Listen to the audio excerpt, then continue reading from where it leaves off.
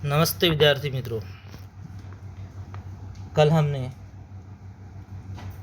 वारिस कौन ये कहानी का कुछ अंश पढ़े थे। उसमें राजा ने अपने 4 बेटियों को, बोले तो राजकुमारियों को बुलाकर उन्होंने गेहूँ के दाने 100 दाने बांट दिए थे और उनको कहा था कि मैं 5 साल बाद यही 100 गेहूँ के 100 दाने मैं आपसे वापस लूँगा। तो देखिए, उसके 5 साल होने के बाद उन गेहूँ का दानों का या उन राजा के बेटियों ने उन दानों का क्या किया, तो हम अभी आगे की कहानी में पढ़ेंगे। तो देखो, 5 साल बाद पुनः उन चारों राजकुमारियों को बुलाया गया और राजा ने उन चारों राजकुमारियों को पूछा कि उन दानों को क्या क्या किया। देखिए, बड़ी राजकुमारी भंडार घर जाकर गेहूं के दाने ले आई और राजा को दे दिए। राजा ने पूछा, क्या ये वही दाने हैं जो मैंने तुम्हें दिए थे? पहले तो राजकुमारी ने हाँ कह दिया, मगर राजा ने फिर कड़क कर पूछा, तब उसने सच्ची बात बता दी। देखिए, बड़ी राजकुमारी थी, उसको सबसे पहले पूछा गया कि उन दानों का आपने क्या किया। तो राजा ने पूछा कि उन दानों का आपने क्या किया। तो पहले राजा ने मतलब उसको दाने वगैरह भंडार घर से उन्होंने बड़ी रानी ने लेकर आई और राजा को दे दिए। तो राजा ने देने के बाद राजा ने पूछा, क्या ये वही दाने हैं जो मैंने तुम्हें दिए थे? पहले तो राजकुमारी ने हाँ कहा। पहले तो राजकुमारी ने कह दिया कि ये हाँ वही दाने हैं, मगर राजा ने फिर कड़क कर पूछा। तब उसके मुंह से सच्ची बात निकल गई कि ये दाने ये भंडार घर से लाए हैं। कड़क कर ना बोले तो कड़क कर बोले तो कठोर शब्दों में उन्होंने उस बड़ी बहन को कहा कि क्या ये वही दाने हैं? कि राजा कोई भी अंदाज़ा लगा सकते कि अगर ये 100 दाने वैसे के वैसे 5 साल तक के रह नहीं सकते।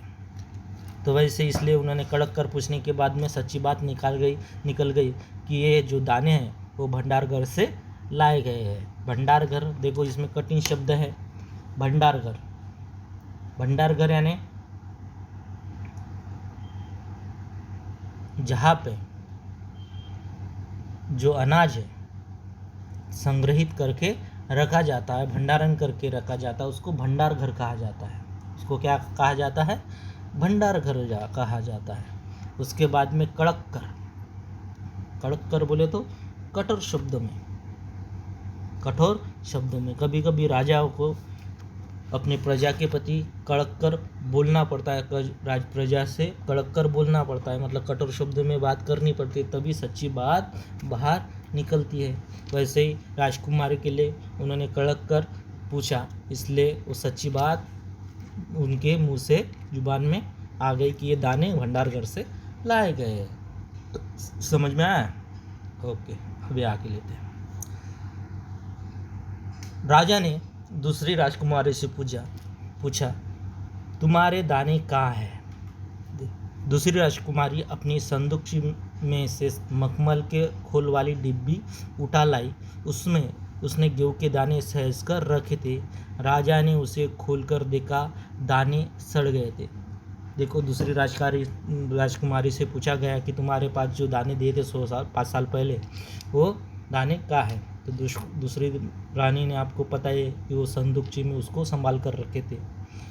तो मखमल की खोल वाली डिब्बी उठा लाई और उठाने के बाद जैसे ही राजा ने उसे खोलकर देखा तो दाने क्या हो गए थे? सड़ गए थे। यकीनन अगर 5 साल नहीं किया दाने कहाँ पे नहीं क्या रहते हैं, 5 साल क्या नहीं किया, अगर नहीं किया 1 साल भी रहते हैं, 5-6 में ऐसे ही रखा जाता है, तो क्या हो जाएंगे? दाने सड़ने ही वाले हैं। तो दाने क्या हो गए थे? सड़ गए थे। तो दाने सड़ गए थे, राजा थोड़े मायूस हुए। फिर भी इसमें कुछ परिच्छेद में कुछ नहीं क्या कठिन शब्द आया। देखिए, मखमल हमने कल पढ़े थे। मखमल यानी रेशमी कपड़ा, रेशम का कपड़ा। रेशम मखमल के खोल वाली, खोल यानी आवरण, खोल यानी आवरण मतलब मखमल के खोल वाली का बहुत सारे ने क्या अपने यहाँ पे ने क्या डिब्बे वगैरह रहते, कभी अभी मार्केट में मिल जाती है बाजार में, जो मखमल रेशम का कपड़ा उसको लपेटा रहता है, आवरण रहता है उसका, वैसे खोल यानी आवरण। डिब्बे उठा लाई, सहज कर, कल भी नहीं के शब्द अपने कानों से गया था, तो सहज कर यानी संभाल कर, सहज कर यानी संभाल कर, ये उसके कठिन शब्द है। अभी आगे देखेंगे हम। तीसरी राजकुमारी ने से पूछा, तुमने क्या किया उन दानों का? तीसरे ने कहा, मैं इसका उत्तर आपको अभी नहीं दूंगी, क्योंकि जवाब पाने के लिए आपको यहाँ से दूर जाना पड़ेगा और मैं वहाँ आपको कल ले चलूँगी। तीसरी राजकुमारी, आपको भी पता है कि उन्होंने क्या किया, तो उन्होंने कहा कि आपको इसका जवाब मैं आपको कल दूंगी, अभी नहीं दूंगी। अभी चौथी, बोले तो सबसे छोटी का नंबर था। तो देखिए, राजा ने अब चौथी और सबसे छोटी राजकुमारी से पूछा। उसने उसी बेपरवाही से जवाब दिया, उन दानों की कोई कीमत है पिताजी?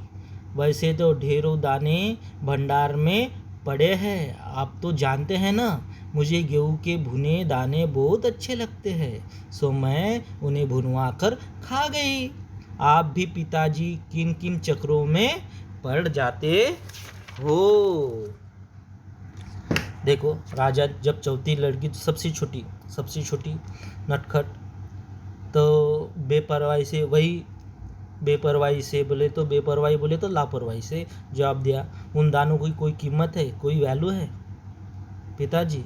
वैसे ढेरों दाने भंडार में पड़े हैं, मतलब वैसे तो बहुत सारे दाने, राजा था, राजा के घर भंडारण करके बहुत सारे अनाज रखा ही जाता है, तो वैसे तो ढेरों दाने भंडार में पड़े हैं।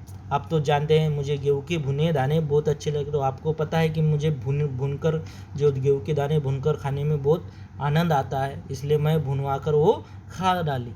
आप भी पिताजी किन किन चक्रों में पड़ जाते, किन किन चक्रों में, दुविधा में पड़ जाते हो? तो देखो, इसमें कुछ मुहावरा है, एक चक्कर में पड़ जाना, बोले तो दुविधा में पड़ जाना।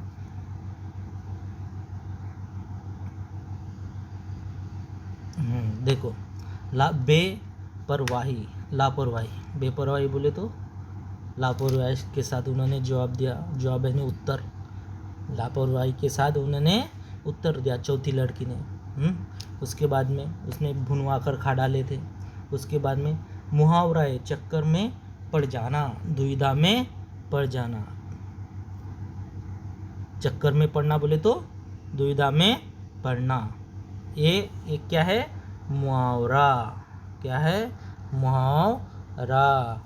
बेपरवाही बोले तो लापरवाही, हाँ, बेपरवाही बोले तो लापरवाही, समझ में आया?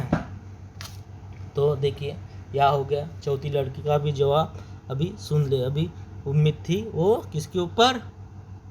तीसरी लड़की के ऊपर। आगे देखेंगे। अभी सभी के उत्तर से राजा को बड़ी निराशा हुई।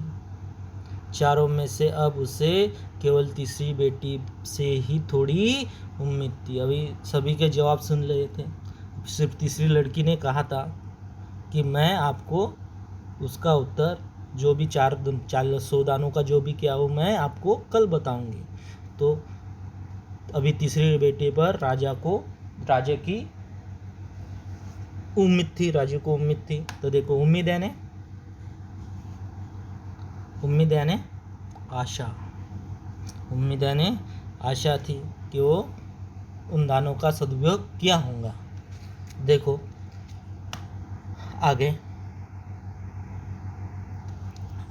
दूसरे दिन तीसरी राजकुमारी राजा के पास आई। उसने कहा, चलिए पिताजी, आपको मैं दिखाऊं कि गेहूं के वे दाने कहाँ हैं। दूसरे दिन राजकुमारी राजा के पास आई और कहा कि चलो पिताजी, मैंने उन दानों का क्या किया मैं आपको दिखाना चाहती हूँ। राजा रथ पर सवार हो गया। रथ महल नगर पार करके खेत की तरफ बढ़ चला। राजा ने पूछा, आखिर कहाँ रख छोड़े हैं तुमने वे 100 दाने? कई 100 दानों के लिए तुम मुझे कहाँ कहाँ चक्कर लगवाओगी? देखो, राजा रथ पर सवार हुआ और रथ पर सवार होने के बाद नगर यानी शहर पर करके खेत की तरफ बढ़ गया। राजा ने पूछा, आखिर कहाँ रख के छोड़े हैं सोदाने? इन सोदाने को तो मुझे कहाँ घुमाओगी, चक्कर लगाओगी, कहाँ घुमाओगी? नगर यानी उनका शहर नगर के बाहर निकले, शहर के बाहर निकले और उन्होंने कहाँ चक्कर घुमाओगी, कहाँ चक्कर लगाओगी, उसने राजा ने तीसरी लड़की को कहा। देखो, तब तक रथ एक बड़े से हरे भरे खेत के सामने आकर रुक गया। राजा ने देखा सामने बहुत बड़े खेत में गेहूं की फसल है। बहुत बड़े खेत में गेहूं की फसल है। उसकी बालियां हवा में झूम रहे हैं, जैसे राजा को कोई खुशी भरा गीत सुना रही हो। देखिए यहाँ पे मतलब एक रथ आकर एक बहुत बड़े खेत के सामने रुक गया और उस खेत में गेहूं की फसल थी और उसकी बालियां हवा में झूल रही थी, जैसे राजा को कोई खुशी भरा मतलब कुछ न कुछ खुशी का गीत सुना रही हो। मतलब कुछ खुशखबरी आएंगी, ऐसा उम्मीद राजा को भी लग रहा था कि खुशी भरा गीत सुना रही हो। तो देखो, बालिया यानी पौधों का वो भाग जिसमें दाने लगते, उसको क्या कहते हैं? बालिया यानी पौधों का वह भाग जिसमें दाने लगते। गेहूं की फसल अगर है तो उसके जिस हिस्से में जो दाने आते हैं ना, गेहूं के दाने, उस हिस्सों को क्या कहते हैं? बालिया। और बालिया गेहूं का आपने पौधा देखा होगा कि बालिया सबसे ऊपर रहती है और वो जब नहीं क्या कभी देखे होंगे गेहूं की खेती में फसल होंगे तो खेती में गए होंगे तो ऐसी बालिया मस्त झूमती है, डोलती है, तो आपने देखे होंगे वैसे ही झूम रही थी और खुशी का गीत सुना रही हो, ऐसा राजा को महसूस हो रहा था। राजा ने हैरानी से राजकुमारी की ओर देखा। राजकुमारी ने कहा और हैरानी से आश्चर्यचकित होकर राजकुमारी की ओर देखा और राजकुमारी ने कहा, देखिए उनका जवाब क्या था कि पिताजी, ये है वे दाने जो आज लाख दानों के रूप में आपके सामने है। मैंने उन 100 दानों को बोकर इतनी अधिक फसल तैयार की। देखिए, पिताजी को कहा कि ये वो दाने हैं जो मैंने उस दानों का मतलब 100 दानों का रूपांतर मैंने किस में कर डाले? लाखों दानों में कर डाले। मतलब वो 100 दानों का रूपांतरण किस में कर डाले? लाखों दानों में कर डाले। उसको बोकर, उस 100 दानों को बोकर इतनी अधिक फसल तैयार हो गई। मतलब देखिए, सिर्फ 100 दाने दिए थे, अभी मेरे पास कितना है? बहुत सारा अनाज है, लाखों दानों में उसका रूपांतरण हो गया उन 100 दानों से। तो देखो, राजा ने उसे गले लगा लिया और कहा, अब मैं निश्चिंत हो गया, तुम ही मेरे राज्य की सच्ची उत्तराधिकारी हो। तो अभी मैं, राजा ने उसे गले लगा लिया। गले लगाना बोले तो प्यार से मिलना। गले, ये भी एक मुहावरा है। गले लगाना बोले तो प्यार से मिलना। गले लगाना बोले तो प्यार से मिलना। उसमें प्यार से मिले तो निश्चिंत हो गया। वो कैसे हो गया? राजा निश्चिंत हो गया क्योंकि तुम ही, उसने राजा ने कहा कि तुम ही मेरी सच्ची क्या है? उत्तराधिकारी हो। उत्तराधिकारी बोले तो वारिस हो, मतलब इस राजपाट को तुम ही मेरे बाद संभाल सकती हो। उत्तराधिकारी बोले तो वारिस, मतलब जो तीसरी बहन थी उसने क्या किया? समय और साधनों का सदुपयोग किया और उसका इसलिए भविष्य उससे क्या हो गया? उसका अच्छा हो गया। वो क्या बन गई? राजा की उत्तराधिकारी बन गई, वारिस बन गई। तो मुझे आशा है कि आपको ये कहानी समझ में आई होंगी। अगर आपका भी भविष्य अच्छा बनाना चाहते हो तो अभी आपको क्या करना पड़ेगा, समय और साधनों का, जो भी आपके पास साधन है उसका सदुपयोग करना पड़ेगा। अगर समय किसी के लिए रुकता नहीं है, समय बहुत बलवान है, इसलिए हमेशा समय की क्या करो, कदर करो। जो समय की कदर नहीं करता वो एक ना एक दिन क्या हो जाता है, बर्बाद हो जाता है। तो वैसे इस कहानी से सीख मिलती है हमको कि समय की और साधनों के उपयोग हमको करना चाहिए। चलिए, मुझे आशा है आपको ये कहानी अच्छी तरह समझ में आई होंगी। धन्यवाद।